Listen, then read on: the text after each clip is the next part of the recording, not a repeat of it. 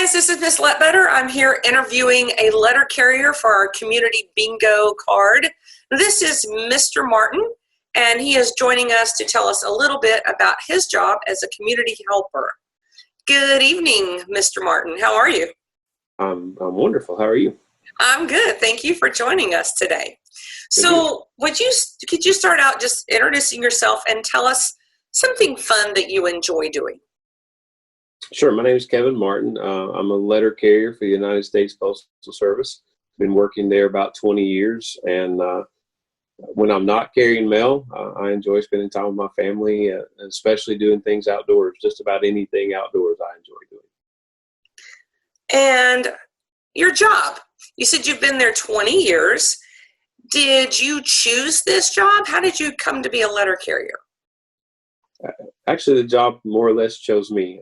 I spent 9 years in the United States Navy, and when I got out of the Navy, didn't have a college education, needed to make about as much money as I'd made in the Navy, so the post office didn't require a college degree to be able to work there, and I just applied, and the rest is history. I've been there 20 years. Wow. So that means you probably didn't start out wanting to be a letter carrier when you were little. What did you want to be when you grew up? Yeah, no, I didn't want to be a letter carrier when I started out. The first memory I have of what I wanted to be when I grew up was I wanted to be the guy who rode on the back of a garbage truck. Just looked really fun to do that. After that dream passed, I had an interest in airplanes. I wanted to do anything with airplanes, directing them on the ground or flying them, anything with that. That would be fun. In your job, do you use science or math or engineering or technology? Absolutely. Primarily math and technology, maybe a little engineering in there. As far as math goes, every morning my supervisor will come around and tell me how many magazines, how many letters, how many packages I have to deliver for the day. And I have to figure out how long it's going to take me, do an estimate of how long it's going to take me to get all that done. Then the engineering part and some more math mixed in there comes when I go to load all that into my truck. I have to use geometry to determine shapes and where they're going to fit and what's the best way to load the vehicle to get things out, the heavier things in the back, things along those lines. And then for technology, I have a scanner that I carry with me all the time. I scan barcodes on packages, and within 2 minutes, that information gets sent to my supervisor's computer. And if you order that from Amazon, within a few minutes after that, you get a text. If you signed up for their text alert saying, "Hey, this package has been delivered on your porch." One of my favorite texts to get. Yeah. So your tools, did you have to have training to use your scanner or anything? We get some training with the scanner.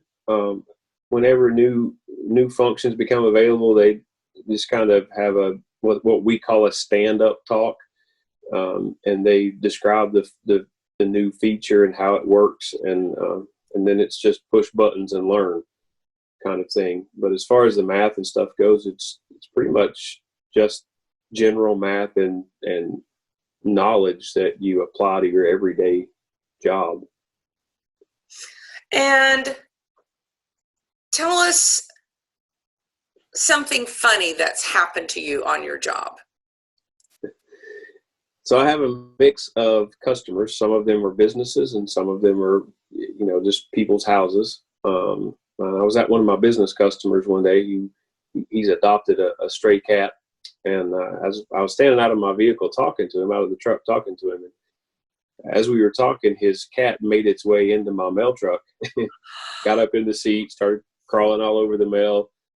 Didn't think we were going to get it out. He kept calling the cat to come out. Finally had to bribe it with some food. So I avoided having a passenger for the day.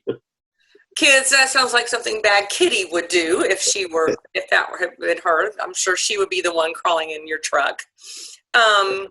If the kids were here with us live, they would have a chance to ask some questions. So I'm thinking one of them might ask you, how do you get to drive on a different side of a vehicle? Is that hard to drive a mail truck? Surprisingly, no. One of the other things that I've started doing recently for the post office is teaching people to drive on the right side. So I've been doing that for about 3 years, and it's really not that hard. The most difficult thing people have to overcome is when you sit on the right side, like you're in your lane, and you sit on the right side. Most people get too close to the left side of their lane, and that's really the hardest thing they have to overcome.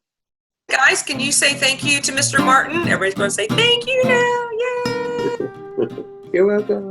Thank you for joining us. No problem.